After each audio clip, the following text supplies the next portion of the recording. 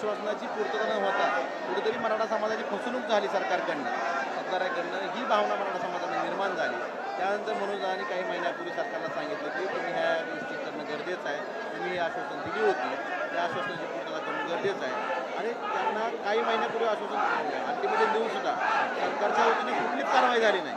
त्यामुळे नाईलाजानं मराठा समाज या ठिकाणी मोठ्या लाखोच्या संख्येने मुंबईत आलेला आहे आणि आपल्या न्याय मागण्यासाठी म्हणजे आपली फसवणूक या सरकारने केलेली आहे, सरकारमध्ये लोकांनी केलेली आहे, शब्द फिरवलेले आहेत. त्यामुळं मराठा समाज न्याय हक्क मागण्यासाठी मुंबईत आलेला आहे. 29 ऑगस्ट 2023 साली हा लढा सुरू केला होता. तब्बल 2 वर्ष जो आहे तो मराठा आरक्षणासाठी लढा सुरू आहे.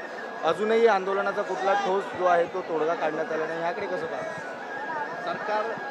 सरकार नावाची जी यंत्रणा आहे आणि जे ठरवलं तर एका दिवसात तोडगा निघतो.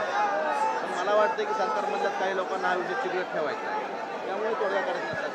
पण यातून मराठा समाज भरडला जातो. मुंबईसारख्या ठिकाणी आता आपण मोठी एवढा गोंधळ पोहोचतो, त्या ठिकाणी लाखो भिजत आहेत. त्यामुळे मुंबईची गती मंदावलेली आहे. सरकारचीच इच्छा दिसत नाही. सरकारनं ठरवतं एका दिवसात तोडगा निघू शकतो. सरकार का तोडगा करत नाही हा प्रश्न सगळ्याला पाहिजे. आता isakal.com आहे देशातील नंबर 1 ची मराठी न्यूज वेबसाईट. प्रत्येक अपडेटसाठी isakal.com ला नक्की भेट द्या. संपूर्ण मुंबईत जे आहे ते मराठा आंदोलक दाखल झालेले आहेत. पुन्हा एकदा मनोज जरांगे यांच्या शिष्टमंडळाकडून मुदतवाढीची जी आहे आंदोलन करण्यासाठी मुदत वाढून देण्यात यावी पत्र दिलं आहे. याकडे कसं पाहता?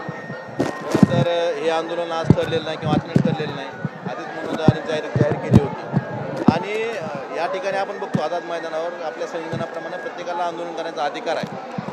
महाराष्ट्रातल्या मराठी माणसाला, मराठा समाजाला मुंबईत तिथे 1 दिवसाची मुदत का दिली जाते?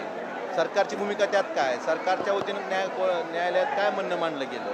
ह्या सर्व गोष्टीचा विचार करणं गरजेचं आहे. त्यामुळं या ठिकाणी आपण बघतोय आझाद मैदानावर 20-20, 25-25 दिवस या वेगळे आंदोलन चालतात. मग मराठा समाजाच्या आंदोलनासाठी 1च दिवसाची मुदत देण्यासाठी सरकारी पक्षाने न्यायालयात काय बाजू मांडली हाही प्रश्न सगळ्याकडे आहे असं मला वाटतं. अद्याप अजूनही सरकारकडून कोणतंही शिष्टमंडळ आलेलं नाही आहे. अगदी 3 वाजत आलेलं आहे, कोणतंही शिष्टमंडळ आलं नाही. सरकारकडनं शिष्टमंडळ तर आलेलंच नाही, परंतु या मुंबईमध्ये जे मराठा सेवक आलेले आहेत त्यांची जाणीवपूर्वक गैरसोय व्हावी, त्यांना प्यायला पाणीसुद्धा मिळू नये यासाठी पोलिसांमार्फत जे हॉटेल उघडले ते हॉटेल बंद करण्याचं काम सरकार करते.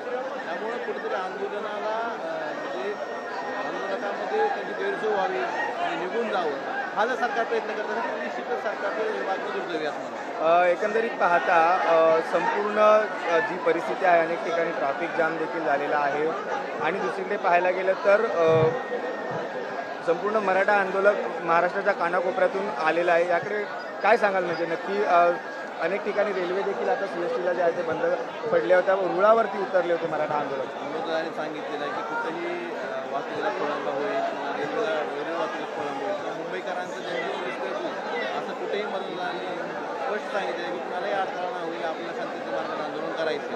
माझीही आपल्या माध्यमातून मराठा समाजाच्या लोकांना विनंती आहे की आपल्यामुळं मला त्रास होईल असं काही झालं नाही पाहिजे. ही मनोजाची इच्छा आहे. आपल्या न्याय हक्क मागण्यासाठी आपण संविधानाप्रमाणे संविधानाचे हक्क दिले त्याप्रमाणे आपण या ठिकाणी आपण त्यांना पाठिंबा शांतीच्या मार्गाने सगळ्यांनी आंदोलन करावं. लक्ष्मण हाके म्हणतात की संपूर्ण जे काय आंदोलन आहे ते संपूर्ण सरकार पुरस्कृत आहे. आंदोलन त्या बाबतीत ते सरकार पुरस्कृत काय? देश विदेशातील प्रत्येक घडामोडींचे लाईव्ह अपडेट मिळवण्यासाठी आता साम टीव्हीच्या सर्व सोशल मीडिया प्लॅटफॉर्मला लाईक, फॉलो आणि सबस्क्राईब करा. तसंच सर्व नोटिफिकेशनसाठी बेल आयकॉन प्रेस करायला विसरू नका.